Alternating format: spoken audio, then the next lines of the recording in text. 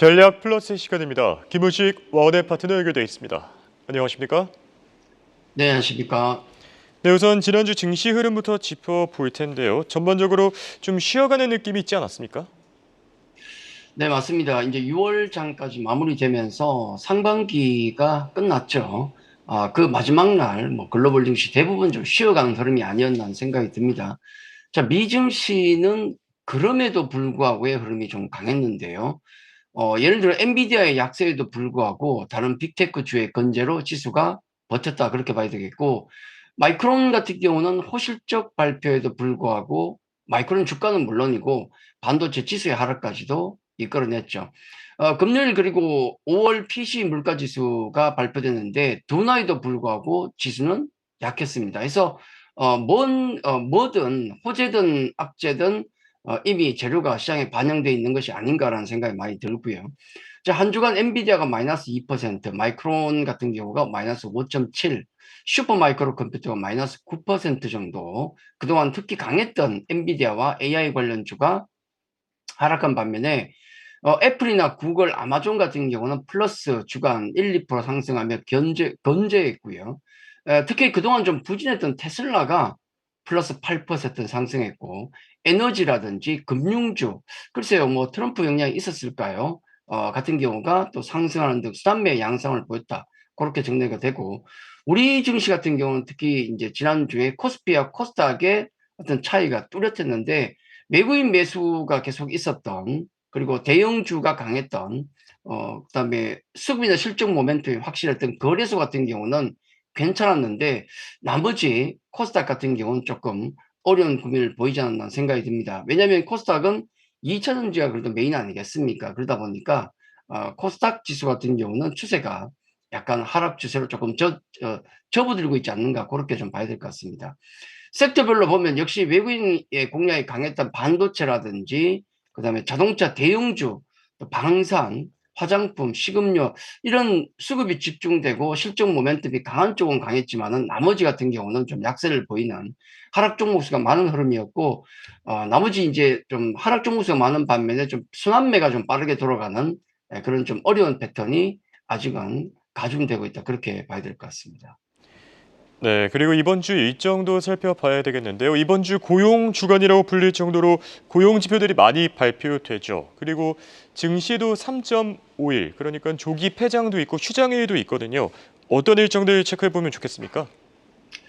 예, 이번 주 같은 경우는 역시 그 휴장이 있으니까 미국 휴장일이 있죠. 그래서 3.5일 정도 열리는 단계, 미국 증시의 어떤 영향력이 조금 약화된다는 말씀을 좀 드릴 수 있겠고, 또 항상 우리 월 초에 보면 또 경제지표 발표가 많지 않습니까? 미국의 ISM 제조업 지수, 중국의 6월 차이신 제조업 PMI 등이 발표되고, 역시 말씀하신 대로 가장 중요한 게 고용 지표가 가장 중요하게 되겠는데, 우리 7월 같은 경우는 금리 인하 가능성 낮습니다만은 9월 가능성 있지 않습니까? 그래서 주목해 볼 것 같습니다. 그리고 특히 그보다 더 중요한 건 이번 주에 삼성전자의 실적 발표가 있거든요.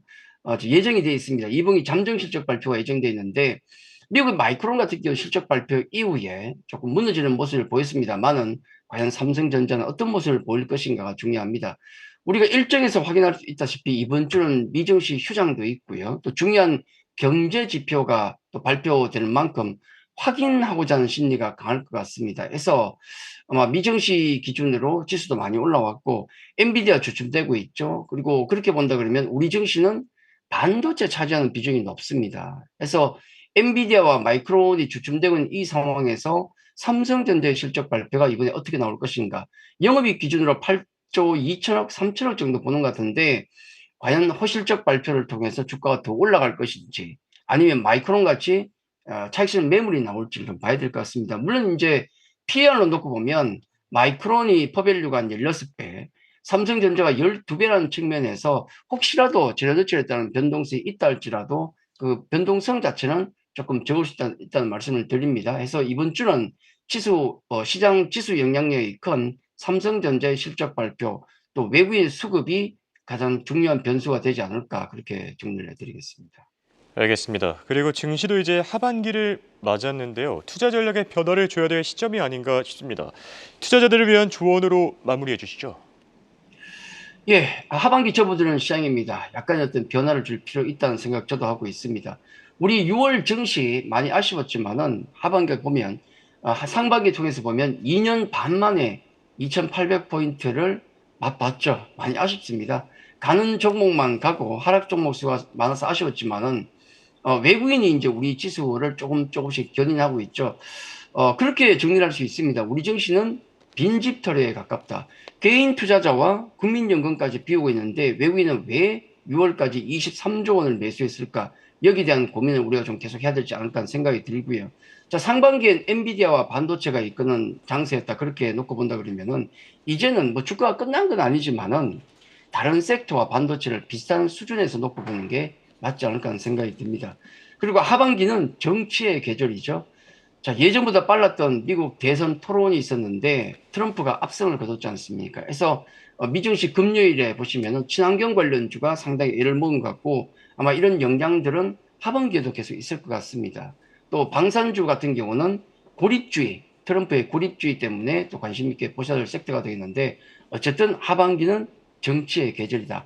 자, 상당히 난이도가 높습니다. 이런 장세에서 우리가 시장을 따라가기 위해서는 첫째는 외국인이 선호하는 대형주는 반드시 보유하고 있어야 한다 말씀을 드리겠고, 두 번째는 실적 시즌에 들어가는 만큼 실적이 강력한 섹터 종목을 보유하고 있어야 되고요. 그리고 또 잠시 쉬었던 하반기는 또 소외됐던 섹터가 갈 수 있으니까 잠시 쉬었던 밸류업 종목, 특히 금융주가 되겠죠. 그리고 움직이지 않았던 엔터 게임 같은 소외 섹터에 관심이 필요하다.